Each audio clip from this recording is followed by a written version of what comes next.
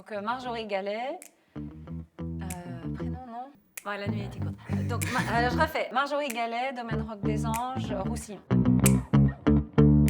Le Roussillon, c'est difficile de le qualifier parce que c'est assez multiple comme région. Si on veut quand même généraliser, c'est un vignoble sous climat méditerranéen, mais avec une grosse influence pyrénéenne. La présence d'une montagne très jeune à proximité du vignoble influence beaucoup les choses. Donc ça sculpte énormément les vins et les équilibres des vins. Donc le Roussillon, c'est des vins du sud, mais qui ont beaucoup d'énergie. Le Roc des Anges se situe dans ce Roussillon, beaucoup plus proche de la montagne que de la mer. Après les journées très chaudes, on a des nuits fraîches.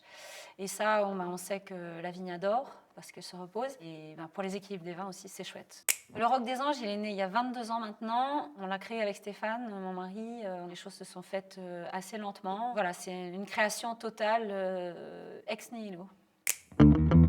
Quand on dit inconscience, c'est que je pense qu'à cet âge-là, on est beaucoup plus guidé par l'intuition que par la raison. Des années après, on se dit mais j'étais fou. Aujourd'hui, je me rends compte que je l'ai un peu perdue. J'essaie justement de la retrouver parce que ça porte énormément dans la vie. Quand on prend des coups, on apprend que les obstacles font partie de la vie. Et ce qui est intéressant, c'est justement de se relever, c'est de continuer. C'est le cheminement, en fait. En plus, nous, on a là quand même le facteur climatique qui nous tracasse beaucoup et contre lequel on ne peut pas grand-chose. On travaille avec le vivant et le vivant, malgré tout, surtout si on veut faire des grands vins, on doit le laisser s'exprimer, mais parfois il ne s'exprime pas comme on voudrait. Après, je pense qu'une des forces, c'est la nôtre, c'est d'être deux. J'ai eu aussi une phase où j'étais toute seule sur le domaine où Stéphane pouvait venir que le week-end parce que lui, il était en poste ailleurs. Et le jour où il est venu sur le domaine, là, le domaine s'est déployé vraiment. Et ça, c'est une dynamique qui est vraiment intéressante. Il s'appelle Loca, c'est sur le millésime 2019, donc c'est un pur macabeu issu d'une parcelle plantée en 57. C'est un cépage moi que j'affectionne beaucoup. Quand on est méchant, on dit qu'il est neutre parce qu'il a assez peu d'arômes primaires, d'arômes variétaux. Et c'est ce qui fait justement son génie, à mon sens, c'est qu'il exprime le sol, il exprime le lieu, il exprime l'endroit d'où il vient, à mon sens, en blanc dans le Roussillon comme aucun autre cépage. Alors, le rouge, il s'appelle 1903, c'est l'année de plantation des vignes, donc c'est à ce jour notre plus vieille vigne. Et ça fait partie des premières vignes qui ont été replantées après le phylloxéra.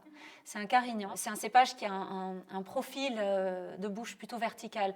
Et dans une région chaude et ensoleillée comme la nôtre, ces cépages-là sont intéressants parce que quand je goûte les carignans, je pense à un vieil aristocrate espagnol, je ne peux pas m'empêcher de penser à ça, je ne sais pas pourquoi. Avec ce côté un peu, aristocrate, mais espagnol quand même, donc un peu olé olé. Un marchand de vin, il peut avoir aussi une autre mission, c'est celle d'éduquer dans le bon sens les gens au vin. Et pour des appellations, des régions comme les nôtres, qui ne reposent pas sur des étiquettes fortes, c'est important d'avoir des relais comme ça et des gens qui vont justement donner les clés. L'équipe du Vernet, par cette sincérité, elle irradie tellement que ça contamine tous les gens qui sont à proximité. Voilà, hier soir, on avait tous 15 ans. Ça n'a pas de prix. Qui ne change rien surtout. Et moi, je suis très, très admirative de ce qu'ils font et de ce qu'ils sont surtout.